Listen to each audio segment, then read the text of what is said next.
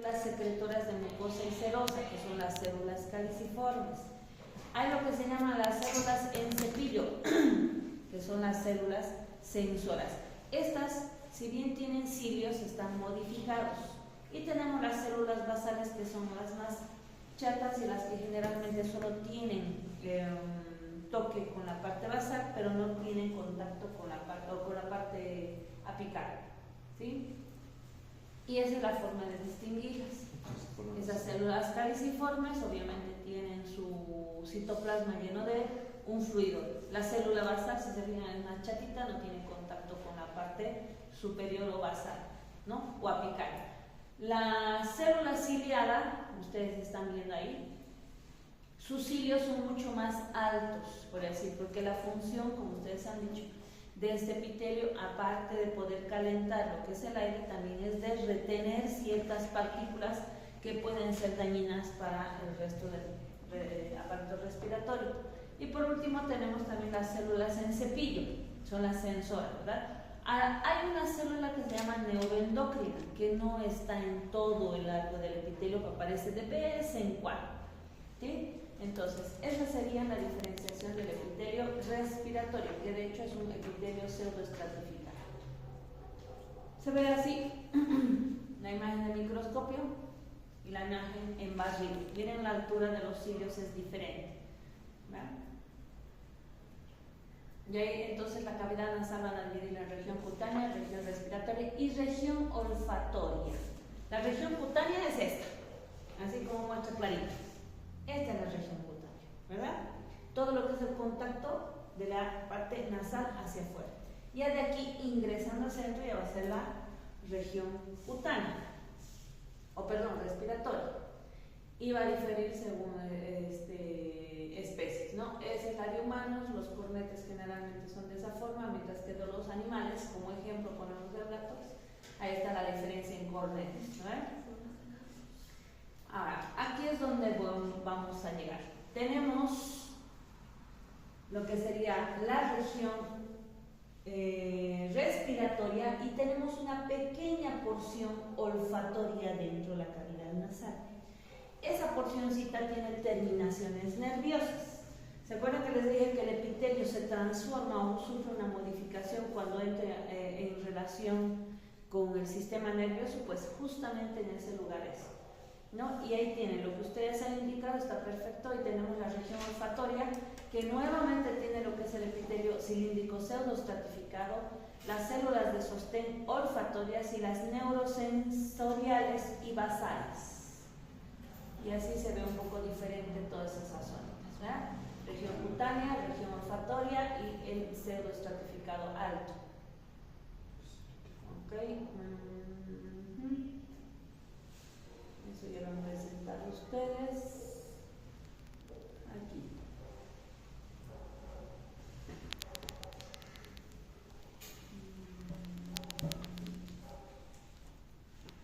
Oh, tampoco está acá.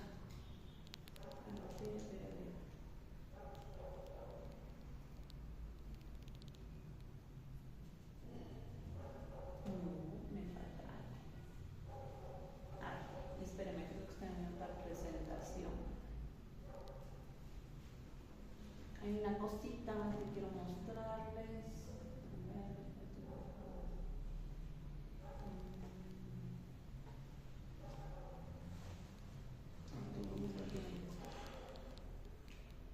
Justamente hablando de la parte de lo que es. Tiene unos componentes histológicos de los cuales no nos tenemos que olvidar. Por ejemplo, las glándulas de Bowman. Ya hemos visto otra área que tiene también el nombre de Bowman, ¿no? ¿Qué otra parte del organismo lleva el nombre de Bowman? En los riñones, ¿verdad? ¿Qué se llama? ¿Qué es esa estructura? Cápsula. La cápsula de Bowman, ¿verdad? Bueno, Bowman prácticamente ha encontrado varias estructuras que después, obviamente, por situaciones ya saben que se les ponen los nombres. Aquí está.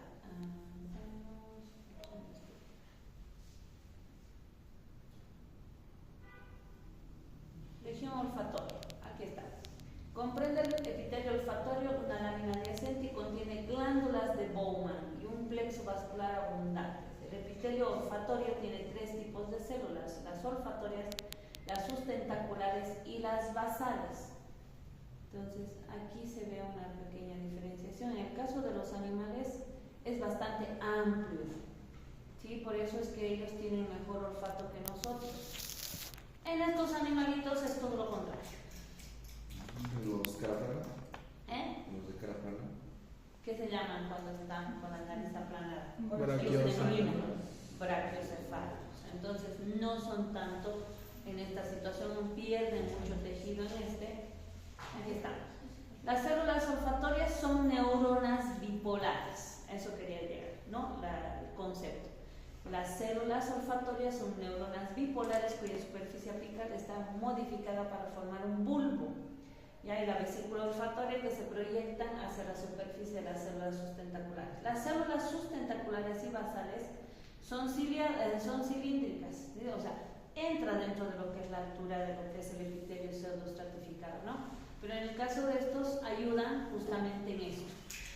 Proporcionan apoyo físico, nutricional y aislamiento eléctrico a las células olfatorias. Entonces, prácticamente esta es la imagen que tendríamos que ustedes ver para hacer la diferencia. En otro me había olvidado colocar esto. Miren, aquí están las glándulas de Bowman que prácticamente están por debajo del epitelio. Todo este es el epitelio pseudoestratificado. Ahí están las células basales de color verde y estas son las células olfatorias. Miren, y estas verdes de aquí al lado son las sustentaculares, sustentan. Tienen estas vellosidades, las olfatorias, que se entremezclan con los cilios de las otras células, pero son las que ayudan a captar los olores, ¿sí? Entonces se van a acordar de esta imagen. Esa es la parte de la luz, ¿no? Esta es hacia la parte interna. Cuando yo muestro acá, esta otra,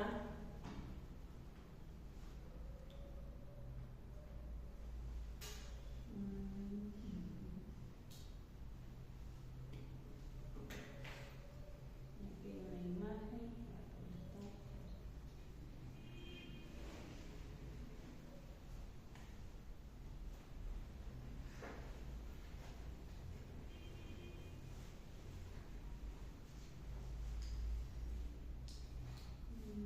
Aquí, vean. Es que en el corte histológico ya casi no van a poder ver nada. Miren, aquí dicen, la S es la célula de sostén, ¿verdad? Y la O prácticamente es la célula neurosensorial. Todas estas que ustedes ven aquí están más profundizadas, solamente salen lo que vendrían a ser sus pliegues. Y las células basales que están aquí abajo, ¿no? Entonces, es difícil hacer una diferenciación en un corte histológico normal, común, ¿sí? Normalmente tenemos que hacer lo que vendría a ser como es microscopio electrónico, se ve mucho mejor. Este todavía es igual un microscopio de barrido, y aquí nos están mostrando, ¿no? Las A son las neuronas sensoriales y las B las de sostén. Miren que están tan abajo y solamente sale una porción de la misma y tiene contacto. Viene así y viene acá. Entonces, eso para aclarar. No se observan bien, no hay una buena diferenciación microscópica en el microscopio común, pero tienen que estar conscientes de que están ahí esos tipos de células. ¿Alguna pregunta más? Los dos muchachos que han venido solitos, no sé por qué no están viniendo a clases. ¿Qué pasa con el resto del curso? Ayer era elecciones, dice. ¿De quién? No sé. Ella de la tía del hombre. Esa del hombre. Tantos hombres que en el curso, ¿no ves? Aquí estamos la mitad. Ya. Bueno, pues ustedes nomás faltaban, pero falta digestivo. Digestivo de la María Liz Siles. De la Natalia, No, la Estefanía. Ella también está Alani y ellos. Alani nomás Sí. es. La Estefanía estaba con el grupo yo. Alani justo ayer la estaba escribiendo diciendo que era mucho tema. Bueno, ni modo. Lo siento por ellos. acá suena bien. Eso también está, pero todavía. A ver, veamos rápido entonces lo que es el aparato digestivo. Para que ustedes tengan idea, porque si no se van a ir con la duda. El aparato digestivo es un aparato, hemos dicho, bastante grande, ¿verdad? Y tiene también sus variantes. Entonces, ¿voy a mandar las diapositivas al grupo? ¿Mm? Las diapos voy a mandar al grupo. Sí, sí, ustedes también su trabajo tienen que mandar al grupo. ¿Ya? Ustedes mandan su exposición, yo voy a mandar igual mis diapositivas para que ustedes hagan la comparación.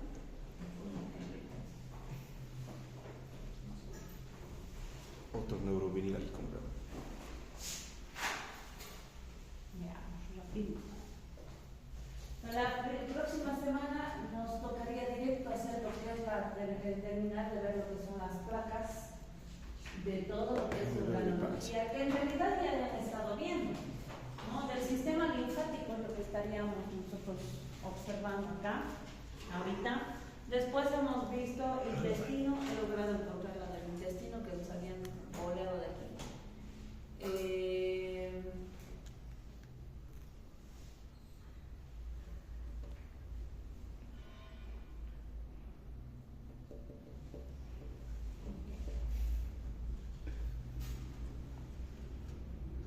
Ya, ustedes vénganse este ladito porque es más difícil. Vamos allá yo. Este lado, ajá. Mucho más.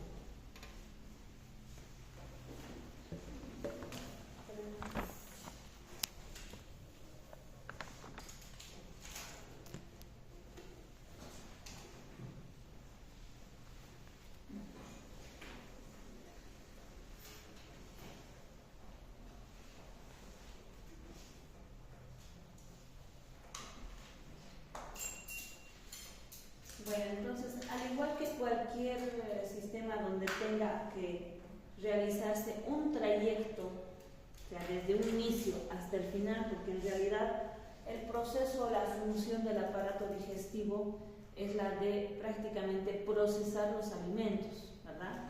Desde la aprehensión, la masticación, la deglución, la digestión y la excreción. Entonces, al tener todas esas funciones y que tiene que cumplirse un recorrido, uno no puede ir, uno no puede faltar después del otro.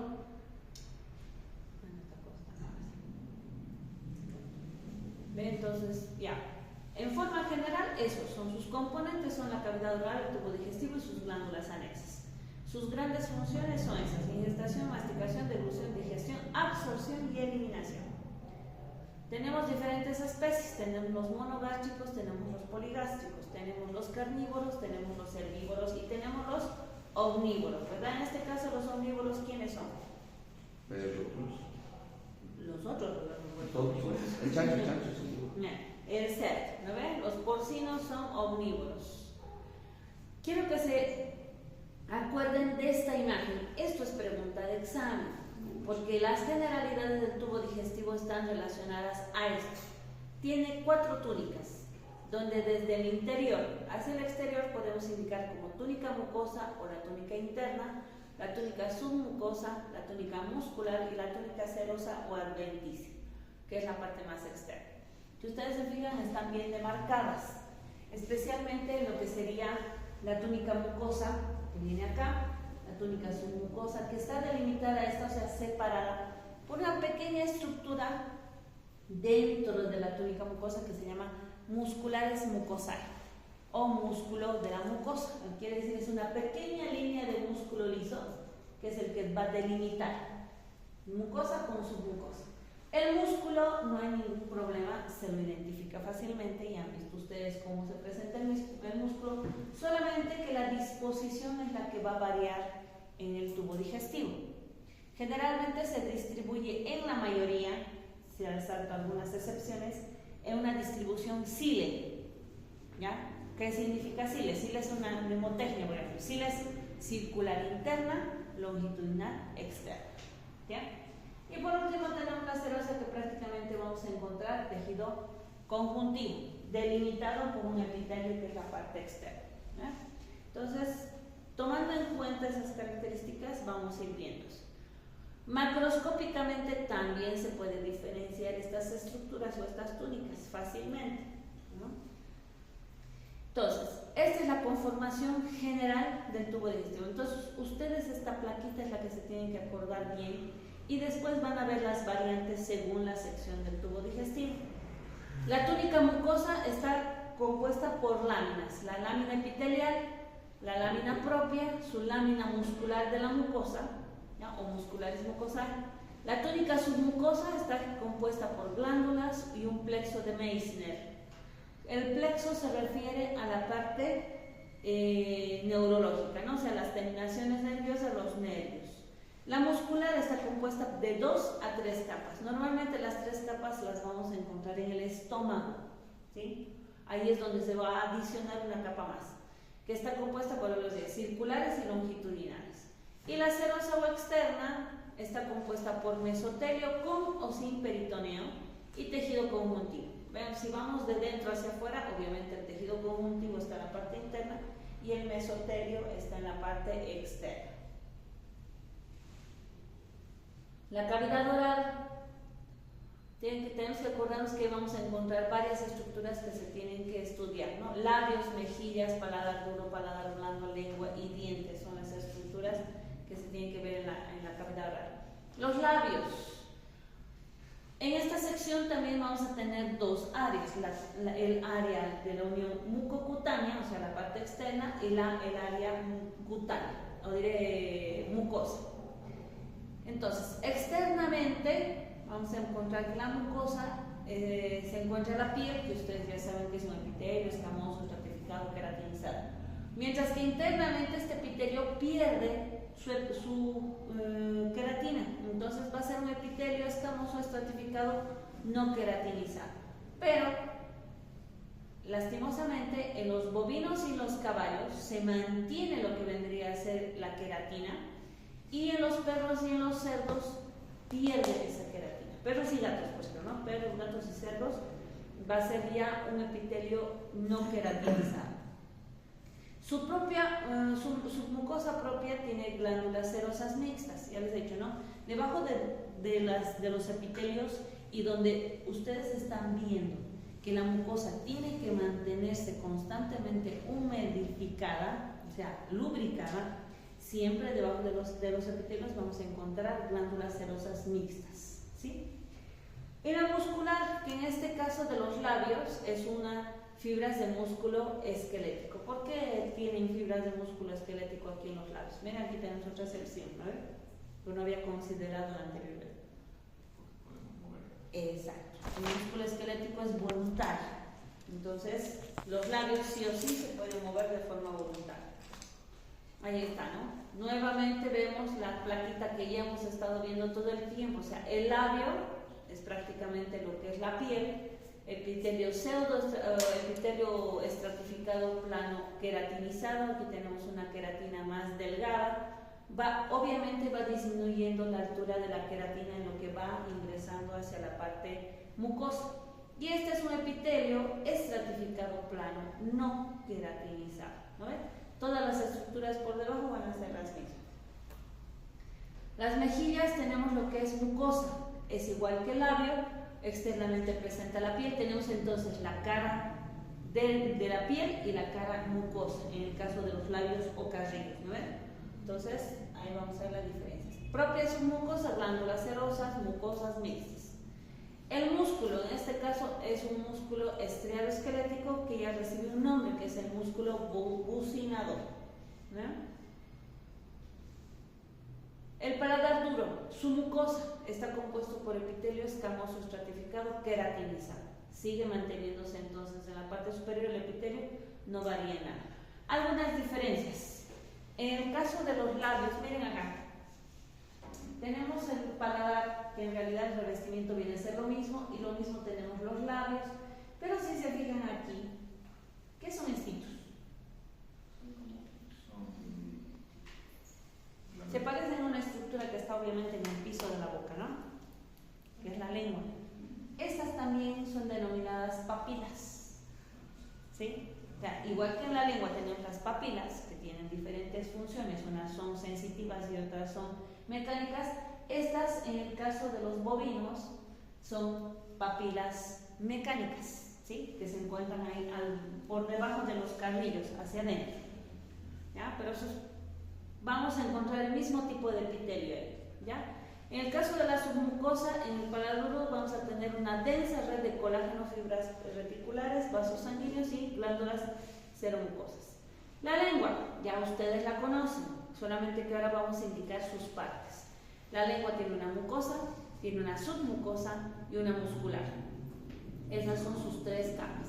La mucosa es epitelio plano estratificado queratinizado en el dorso y no queratinizado en la parte ventral. Estoy hablando de la parte superior y la parte inferior, ¿verdad? El dorso soporta numerosas papilas visibles macroscópicas. Tenemos las papilas linguales, denominadas según la forma y función, en mecánicas y gustativas. O sea que no todas las papilas tienen la misma función. ¿Ya? La submucosa, glándulas mixtas, que ustedes conocen, capilares y anastomosis arteriovenosas. ¿Qué significaría anastomosis arteriovenosas? Se ubica en el músculo del corazón, ¿verdad? Sí. Ya les había mencionado este término, pero esa es su ramificación que tienen las células musculares cardíacas, ¿no? Tienen unas ramificaciones, ¿verdad? Y esas ramificaciones, marcado que me he dado más. Y esas ramificaciones que se presentan son bastante gruesas, ¿se acuerdan, verdad? Y tenemos aquí los discos intercalares. Bueno, ese engrosamiento en esa área de unión también se utiliza en varias partes del organismo si es que se presenta. Anastomosis quiere decir unión directa, ¿sí? Entonces, encontramos anastomosis en el corazón, en el músculo cardíaco, pero también anastomosis arteriovenosas. ¿Qué quiere decir? Vienen de un capilar, o sea, de una arteriola, perdón. Una arteriola, ¿se acuerdan que la arteriola es así gruesa, verdad? De aquí se supone que tiene que disminuir hasta formarse un capilar, y va a venir capilar continuo, capilar sinusoide, y pues capilar fenestrado y capilar sinusoide. Tiene que ir bajando así el grosor. Lo interesante de las anastomosis es que no llegan a la capilarización. De aquí directamente se conecta a una vérula. Esa es la anastomosis, ¿sí?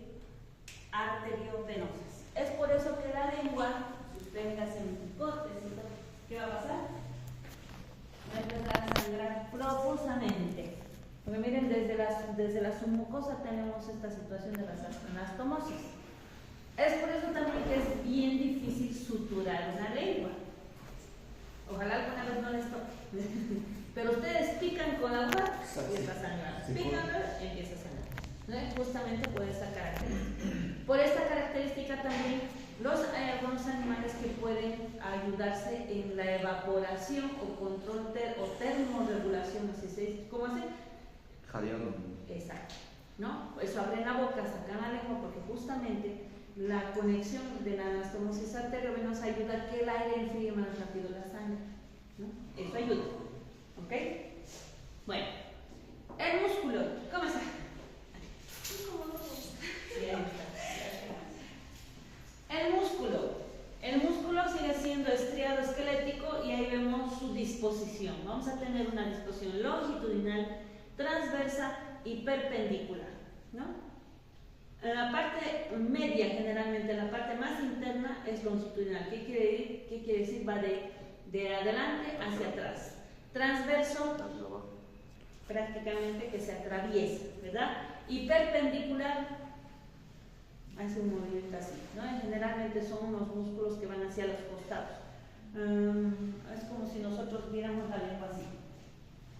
Esta es la lengüita, longitudinal, transverso y perpendicular.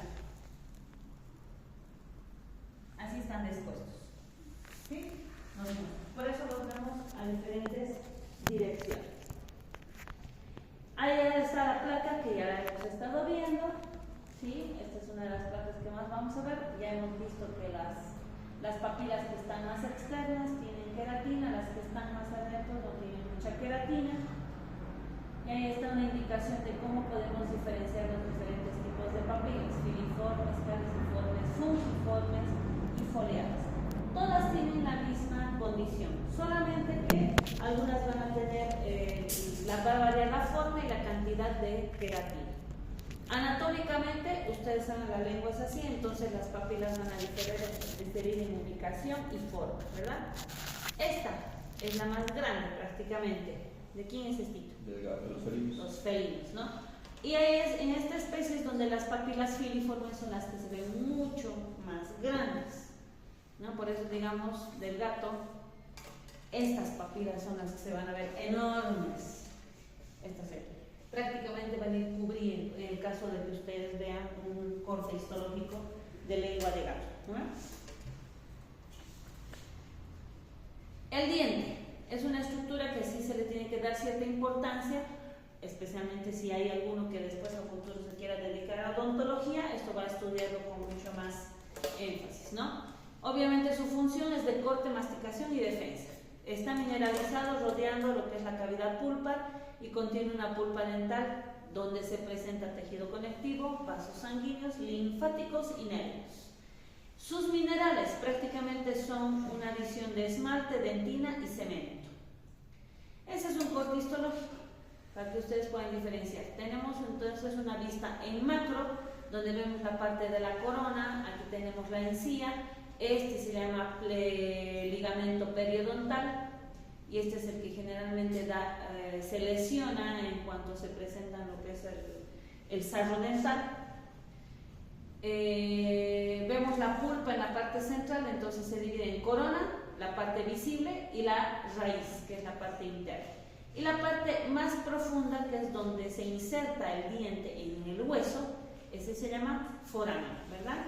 Ahora, si nos acercamos mucho más a lo que es un corte histológico, aumentamos, cambiamos de objetivo, vemos lo que sería la dentina, que es esa parte externa, la membrana periodontal, que es esta que está aquí vendría a ser la periodontal, y el hueso, que es prácticamente esta parte ya de aquí abajo, ¿no? Desde aquí arriba ya se ve, este es el huesito.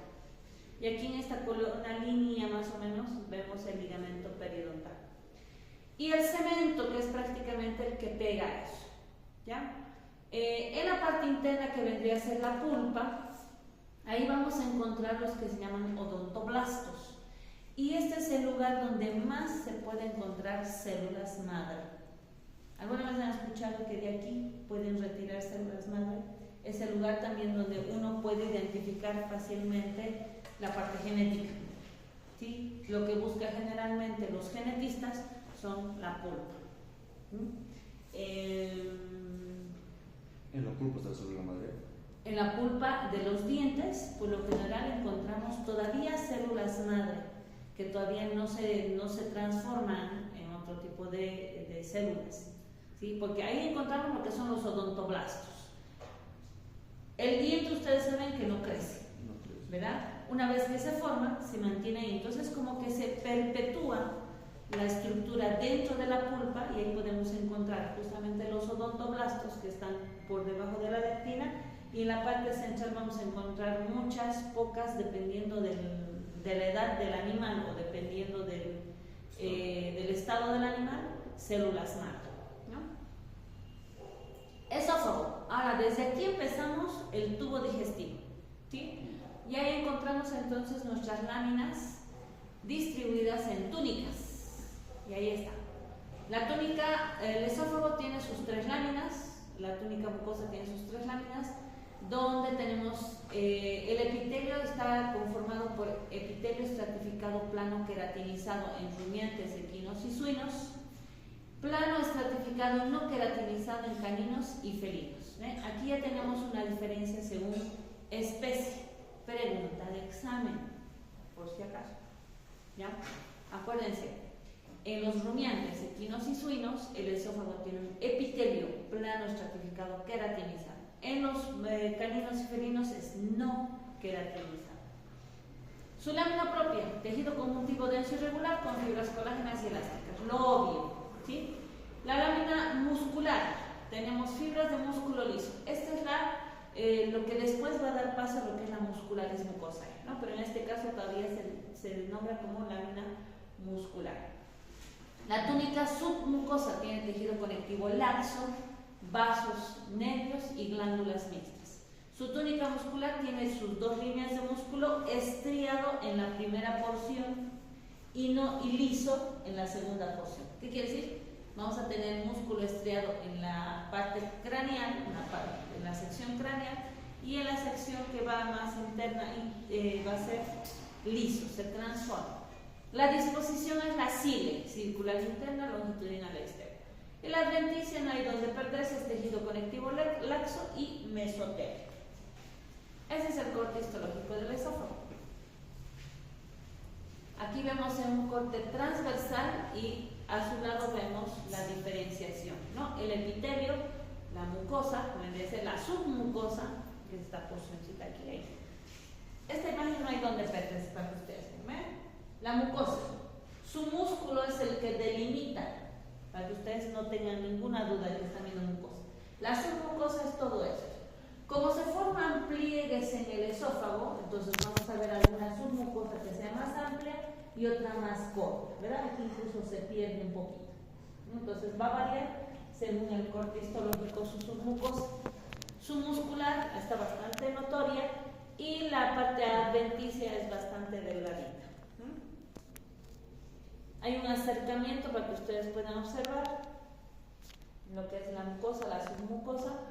Ahí están las glándulas seromucosas, vasos sanguíneos. ¿Qué vaso sanguíneo sería este?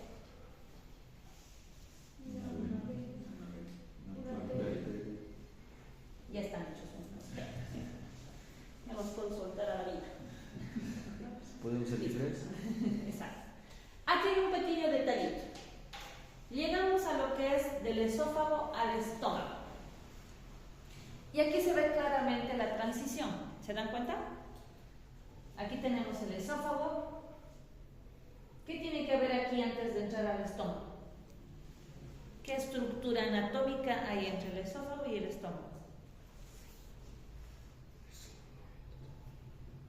Hay una valvulita.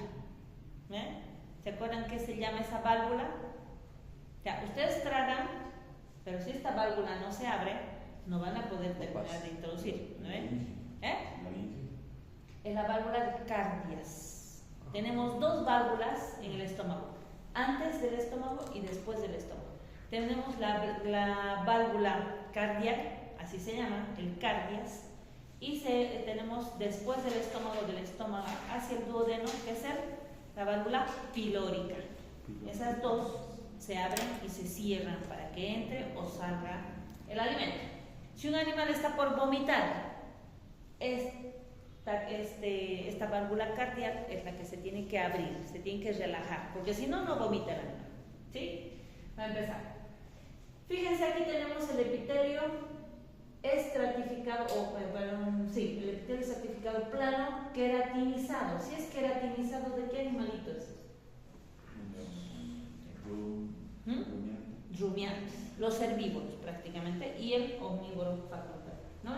Entonces, fíjense que aquí estamos y de repente llega aquí y ¡pum! Se cae. ¿Qué le falta acá? Aquí vamos a tener una pequeña transición de epitelio de lo que era epitelio estratificado plano, aquí queratinizado. En esa sección no queratinizado vamos a tener una pequeña sección de epitelio plano, el epitelio estratificado cúbico, ¿sí? Y de ahí empieza a aparecer esto, que es la mucosa del estómago, que es prácticamente un epitelio simple cilíndrico glandular.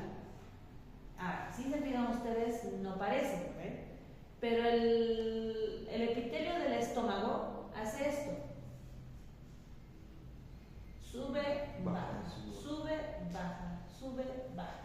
Por eso es un epitelio simple, cilíndrico, glandular. No es que tenga un montón de células, no es un montón de, una altura como esta, no.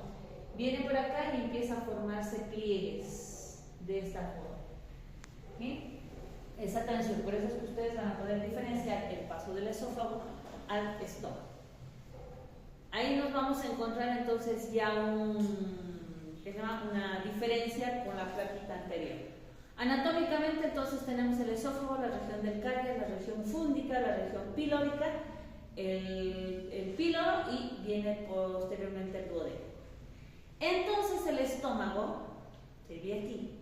La mucosa en los carnívoros es predominantemente glandular, pero en los herbívoros posee una región no glandular de epitelio plano estratificado. ¿Sí? ¿Qué quiere decir? ¿Ustedes han llevado anatomía del estómago? ¿Han logrado ver con detalle? No. Bueno, los dibujo un poquito para que se den cuenta. Tenemos los rumiantes, ¿verdad? Sí. Los rumiantes tienen un preestómago, tienen 4 estómagos, ¿verdad?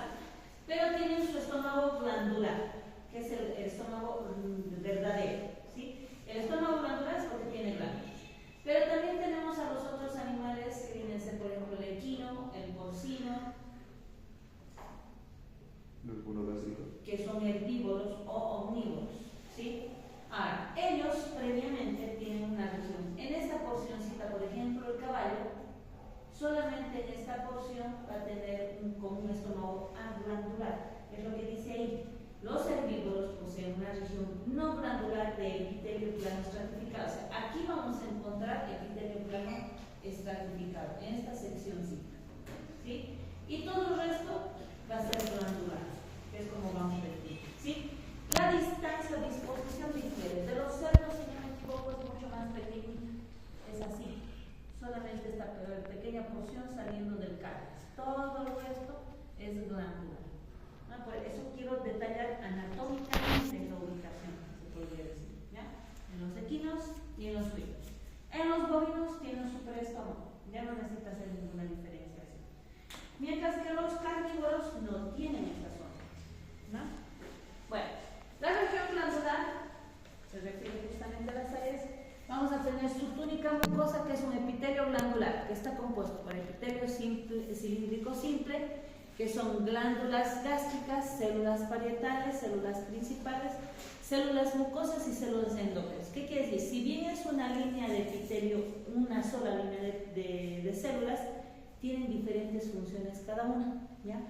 Tenemos una lámina propia de tejido conectivo laxo, su lámina muscular, que está compuesta ya por músculo liso, ya no tenemos músculo esquelético aquí. Sus submucosas son fibras colágenas, vasos sanguíneos, tejido adiposo y el plexo nervioso y submucoso. La túnica muscular, aquí se cambia, ya no es la cile, le aumentamos una línea de músculo más.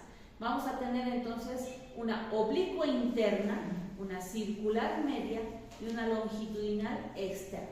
¿Sí? Entonces le aumentamos una línea de músculo. Y las denticias, tejido conectivo laxo y mesotélio. Hasta ahí se parecen, ¿no? Solamente cambia la mucosa y la túnica muscular. Ese es el corte histológico del estómago. No hay donde se pierdan porque la altura de los pliegues que se forman por el epitelio son altos y se dividen en secciones. La parte más interna, o sea, la que está hacia la luz, se llaman fositas gástricas. El istmo viene después, el cuello, donde generalmente encontramos la mayoría de las células glandulares, y el fondo, o fundus, también se dice. Todo esto forman las glándulas gástricas. Así es. La muscular, esta es su lámina propia, que es tejido conectivo laxo, y su muscular es mucosa. Esa es la vista con un acercamiento, ¿no? Vista con 4X, ahí está. Mucosa, submucosa, muscular y adventicia. ¿Ven? Eso es.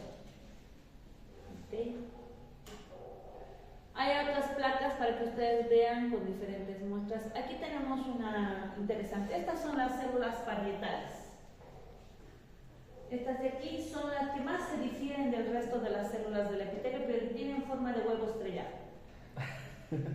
Para que ustedes vean la diferencia. Las que más se diferencian son estas. Tienen formita de huevo estrellado. Son justamente las células que van a secretar generalmente el ácido clorhídrico. Aquí hay una diferenciación para que ustedes vayan viendo por colores cuáles son los tipos de células que encontramos en el estómago, ¿sí? Y empezamos desde la parte más externa, que son las células cilíndricas, ¿sí? Las células de recubrimiento superficial se llaman así. Estas de color naranja tenemos las células de mucosa del cuello, tenemos las células parietales, es la que les decía, las células simógenas que se encuentran en el fundus ya, o principales, y las células NSNA, que son las que prácticamente ayudan a secretar algunos tipos de hormonas, ¿sí? Ahí está, nuevamente, en dibujito para que ustedes puedan diferenciar, ¿no? Glándulas gástricas, mucosas del cuello, parietales o oxínticas, principales o simógenas, y las endócrinas. A grandes rasgos ahí les dejo las funciones, ¿no? Las de revestimiento superficial están hacia arriba, cumplen su función de revestimiento, ¿sí? Las parietales oxínticas son las que elaboran el ácido clorhídrico y el factor intrínseco. Las regenerativas o indiferenciales hay células madre que ayudan a reparar las que se dañan. Las células mucosas del cuello, las células principales que son las adelomorfas, simógenas, que elaboran el pepsinógeno, la renina y la lipasa, ¿no? Son las que van a ayudar a degradar algunos componentes del alimento, ¿sí? Y las células enteroendocrinas son las que van a generar lo que se llaman las enterocromafines, gastrina, histamina, enteroglucagón. Estas responden a la presencia del alimento y también a estímulos hormonales centrales. ¿Se acuerdan que les dije la comparación de que a ustedes ya les empieza a secretar prácticamente estos componentes cuando yo les muestro una foto de un alimento?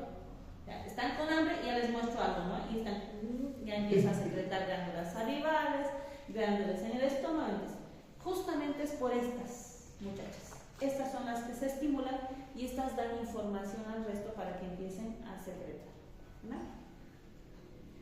Bueno, ahí están otras fotos. Aquí, por si acaso, la diferencia entre áreas. El píloro generalmente tiene una altura de glándulas más altas, mientras que el área del cardias, que es la primera porción, es más bajita, ¿no? ¿Ven? El píloro es la parte final del estómago, el cardias es la parte inicial.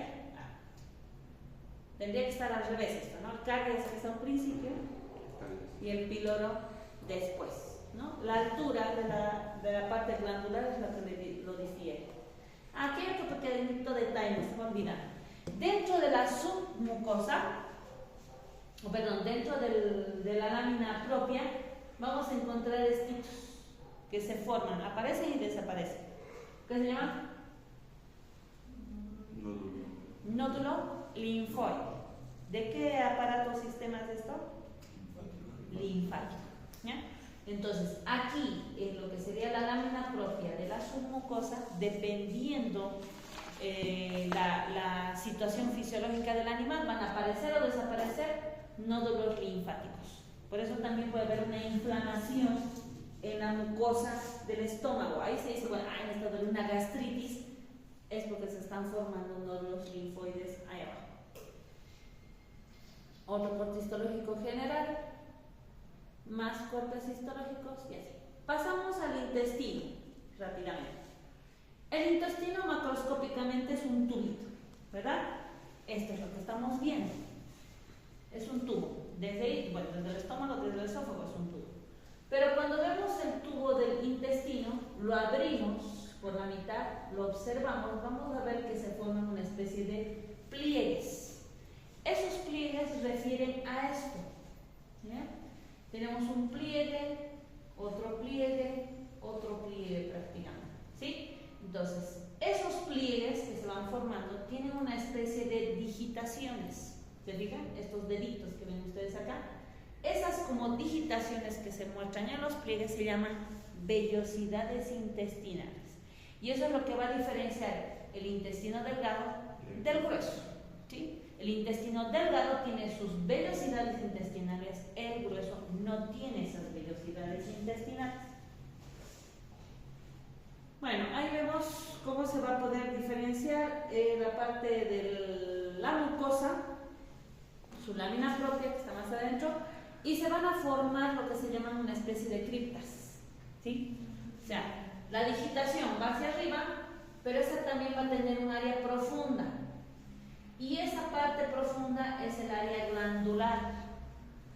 Esa glándula recibe ya un nombre. se llama glándula o cripta de Lieberkühn, así. Lieberkühn. Esa depresión que se forma, o sea, tenemos el área que sobresale, ¿verdad?, hacia la luz, pero tenemos un área también que se deprime, o sea, que se profundiza. Es como una especie de abismito que se forma, ¿no? Esas depresiones reciben el nombre de glándulas o criptas de Lieberkühn, ¿sí? Ahí es lo que vamos a ver ahora. Entonces, el intestino delgado tiene sus tres partes, duodeno y inoilón, presenta una mucosa con proyecciones digitiformes llamadas vellosidades.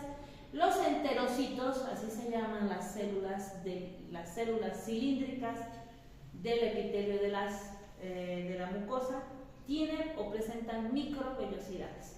Por favor, se van a acordar bien cómo se escribe microvellosidades, porque si veo una C en su examen, les voy a poner C. Yes. Ok.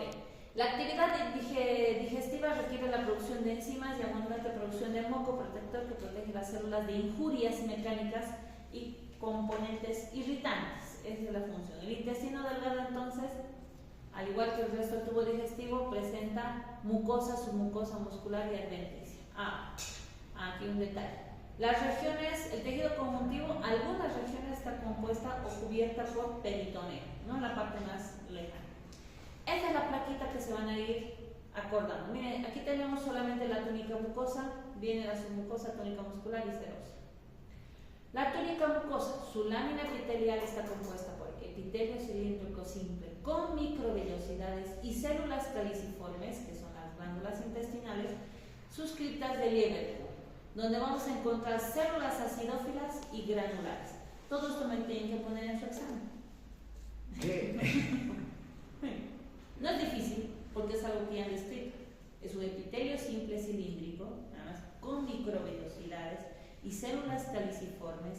Presentan criptas, ahí es donde tendrían que adicionar algo que ustedes saben. Las criptas de Lieberkühn, que son esas depresiones, donde se encuentran las células acidófilas granulares. Bien. La lámina propia, por debajo del epitelio, es tejido conectivo laxo, vasos sanguíneos, linfáticos, leucocitos, tejido linfático difuso, nódulos linfáticos solitarios. Ahí es donde encontramos todo eso, ¿ya? Y les he mostrado, incluso les he indicado que el sistema linfático tiene un vaso linfático en esa zona. ¿Qué se llama el vaso linfático o capilar linfático que ingresan a las vellosidades intestinales? ¿Qué es pregunta de examen? Y es el que recoge la grasita, ¿no? Absorbe la grasa que está debajo de los quilíferos, ¿sí? Cada una, o muchas, no todas, lastimosamente no son todas, pero muchas de las vellosidades intestinales tienen en su lámina propia eso. Por eso dice vasos sanguíneos, vasos linfáticos, se refiere justamente al quilífero, leucocitos que están distribuidos ahí, tejido linfático difuso y nódulos linfáticos solitarios. Su lámina muscular o muscularis mucosa está compuesta por músculo liso con dos líneas, una circular interna y una longitudinal externa. Se parece mucho a la muscularis. La túnica submucosa tiene tejido conectivo laxo, tejido linfático difuso, nódulos linfáticos solitarios, vasos linfáticos, vasos sanguíneos. Y es en forma general. La túnica muscular presenta la disposición circular interna, longitudinal externa de músculo liso, y en medio de esos tenemos el plexo mientérico, o sea, terminaciones nerviosas de esa rama nerviosa. Túnica serosa, tejido conectivo laxo y mesotermo. Ahí sigue manteniendo lo mismo. Empezamos acá. Esas son las criptas de Lieberkühn, miren. Y se nota clarito porque son depresiones que incluso las células a veces en el fondo se tiñen con más intensidad por las glándulas, por las células glandulares que tienen el fondo. Ahí está, ¿no? Miren, el epitelio es un epitelio simple, cilíndrico, con células caliciformes. Aquí empezamos, siempre en la primera porción del intestino van a haber pocas células caliciformes, ¿sí? De esa forma también vamos a recordar. Mientras más va avanzando el tránsito, las células caliciformes van a ir aumentando. Entonces, esta es la lámina epitelial. Esta es su lámina propia. y su lámina muscular. ¿Ven? Aquí solamente estoy enfocando la mucosa. ¿Ven alguna otra cosa más? No, ¿verdad? Listo. Eso es lo que describirían en el caso que yo les dejara en este aumento. Si yo les dejo con todo, les va a aparecer todo esto. Miren, tenemos el epitelio, tenemos la submucosa, tenemos la muscular, la túnica muscular, la túnica serosa. Son dos cosas diferentes. Aquí solo estoy enfocando la parte de la mucosa con sus 3 láminas. Aquí lo mismo prácticamente. ¿Miren? Ahí está. Tenemos muchas más células caliciformes. Son fáciles de encontrar las células caliciformes. No hay donde perderse. Aquí tenemos los nódulos linfáticos solitarios y todo lo demás es tejido linfático difuso, delimitado por sus musculares mucosales. Lo mismo que el anterior, para que vayan viendo cómo es la diferencia de las células. Estos de aquí, generalmente los que no tienen ninguna otra función, esos son los enterocitos y se encuentran más hacia la superficie y después disminuyen cantidad en lo que va ingresando a la depresión, ¿no? Sus células caliciformes, fáciles de ver. Las células enteroendocrinas están prácticamente ya dentro de la cripta de Liverpool. Tenemos las células regenerativas también ahí, que no se pueden mucho diferenciar, y las células de Panet. Acuérdense de estas. Las células de Panet se encuentran en el fondo de las criptas de Liverpool. Así. Al fondo, en la base misma, ¿no? Son células glandulares también. Entonces, pero se encuentran en la base de las criptas de Liverpool. Diferencias regionales. Esto por si acaso es pregunta de examen, mis niños. Tomen nota. Sacarle foto. Les voy a pasar igual la diapositiva. En el duodeno, a diferencia de las otras porciones, solo en el duodeno vamos a encontrar las glándulas de Brunner. Las glándulas de Brunner se encuentran en la submucosa del intestino. Miren, tenemos mucosa, mucosa, musculares mucosa, esta es la que le está delimitando, y aquí empieza la submucosa. En la submucosa vamos a encontrar una cantidad grande de glándulas, y esas reciben el nombre de glándulas de Brunner, que solo vamos a encontrar en el duodeno. Después no. El ilion tiene gran cantidad de placas de Peyer. ¿Se acuerdan que eran las placas de Peyer? Ayer nomás hemos repasado, no están siempre. Estamos bombardeados con el grupo 1. ¿Qué? El grupo 1. ¿El grupo 1? Ah, bueno. Pero he hablado de las placas de Peyer antes o no? No. Con ustedes. Ah, bueno, ya. Pero hemos avanzado al sistema linfático, no hemos avanzado al sistema linfático con ustedes. Hemos avanzado al sistema linfático. Y ahí les he hablado y les he mostrado las placas de Peyer. Están ahí. Son nódulos linfáticos en grupo que se encuentran. ¿Ya? En grupo y están se encuentran en el intestino delgado, pero con mayor cantidad y desde el ilion prácticamente. ¿Sí? Bueno, el intestino grueso está compuesto por ciego, colon recto y canal anal. Son difíciles de diferenciar histológicamente. O sea que si yo les muestro un intestino grueso, casi todo se va a parecer en la misma función. Características. El intestino grueso no tiene vellosidades, pero sí las células mantienen las microvellosidades en sus enterocitos, por si acaso, ¿ya? O sea, no quito, no. Ya no tienen esas vellosidades, o sea, ya no tienen esas digitaciones, pero sus células aún mantienen las microvellosidades. Y las glándulas profundas, o sea, las criptas de Liverpool se profundizan mucho más, eso es lo más notorio en el intestino delgado. Y tienen muchísimas más células caliciformes. Esta es la placa del intestino grueso. Empezamos por la túnica mucosa. Su lámina mucosa presenta epitelio cilíndrico simple, glándulas mucosas tubulares, que son las criptas de Liverpool, y una numerosa población de células caliciformes. Su lámina propia, abundantes vasos linfáticos, vasos sanguíneos y tejido conectivo laso. La lámina muscular, fibras de músculo liso con distinta orientación. Ahora, aquí hay un pequeño detalle. ¿Alguna vez han visto ustedes un intestino delgado? Digo, un intestino grueso. ¿Cómo es a diferencia del intestino delgado? Anatómicamente, visto así, grandes rasgos. Más grande, más grueso, para empezar, ¿verdad? Pero pero tiene una interesante característica.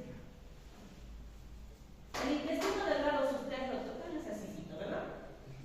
Tiene su bordecito, que es el que se sujeta obviamente al mesenterio. ¿Ok? Pero después es liso, incluso la palpación. O a los que les gusta comer Tripitas. es los que más se dan cuenta. El intestino grueso, sí.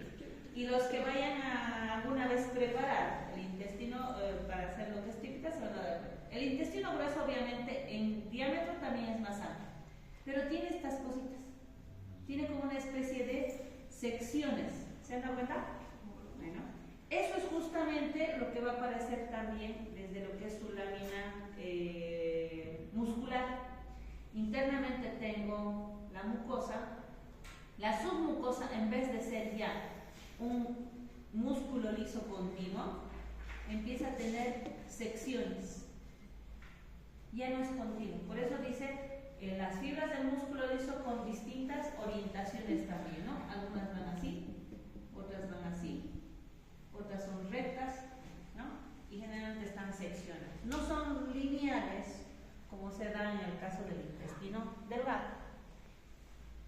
Aclara.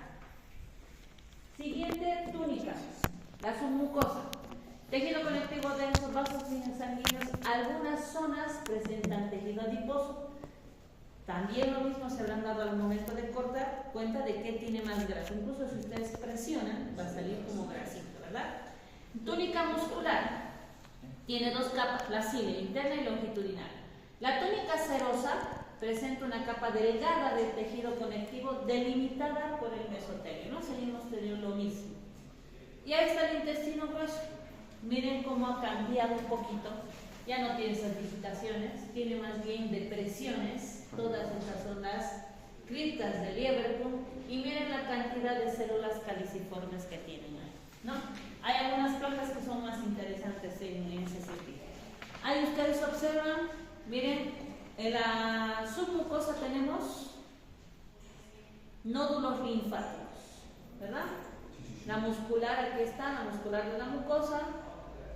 Tenemos la submucosa, vasos sanguíneos y demás. Y tenemos la túnica muscular. En este caso no se ve muy bien la adventicia. Esta es otra placa, miren la cantidad de glándulas, ¿no? Ahí está, de células caliciformes.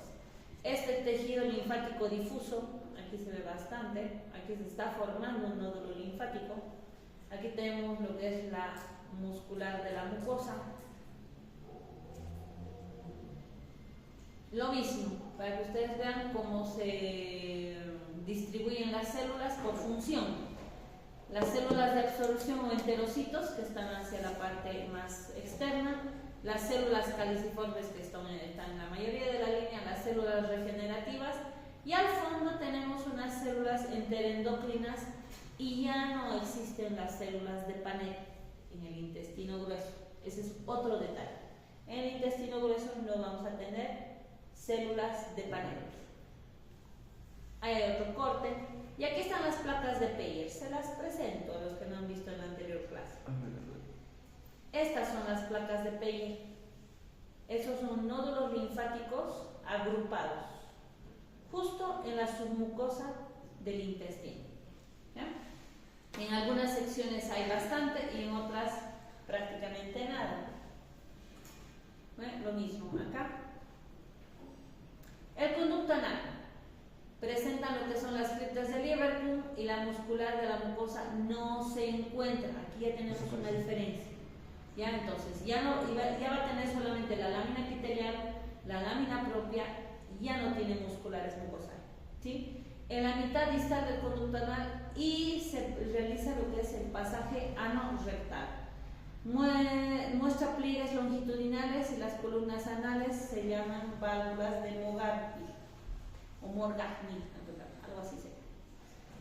El epitelio ya no va a ser un epitelio cilíndrico simple, va a ser un epitelio cúbico simple, ¿sí?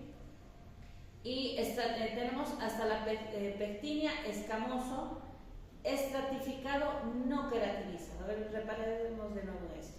El epitelio de la mucosa anal hasta la línea pectínea va a ser un epitelio cúbico simple, escamoso, estratificado, no queratinizado. Pasa de lo que es un cúbico simple a un epitelio prácticamente plano. ¿Ve? Ok. Su lámina propia encontramos glándulas anales y circunanales, y la muscular de la mucosa prácticamente solo llega hasta la línea pectil. El esfínter anal, aquí vamos a tener dos: uno interno, que va a ser el músculo liso, y el anal externo, que va a ser ya un músculo estriado esquelético. Ahí está un corte histológico. Podemos ver apenas lo que vendría a ser, ya no hay células caliciformes, la altura ha disminuido, se diferencia solamente lo que sería la parte de la submucosa, y la muscular también es bastante delgada. Aquí se forman algunos pliegues generalmente, igual que en el intestino delgado. Y eso sería, niños. Bravo. Así voy a mandar la diapositiva. Ya, sus compañeros ya han expuesto lo que es hígado, que igual les voy a mandar, o sea, voy a mandar todas mis diapositivas, se van a basar en eso también para el examen. Entonces, el examen va a entrar prácticamente estos temas. Lo que tienen que hacer son plaquitas, nada más. Sí, todo. Todo organología, cardiovascular, linfático, respiratorio, digestivo, con sus glándulas anexas, urogenital. Respiratorio. Todo. Todo. ¿Ya? Para los dos. Para práctico. los Para los dos, bueno, en el práctico estaba viendo ya cuáles placas tenemos. ¿Qué hora es? Uy, ya son las 9. Despáchenos. La doctora. Sí, no les voy y además por un detalle, yo tengo que salir a una encomienda que los doctores me han solicitado que les ayude para esto del congreso, entonces por eso se van a liberar de mí. De todas maneras, vayan repasando las siguientes placas que ya han visto.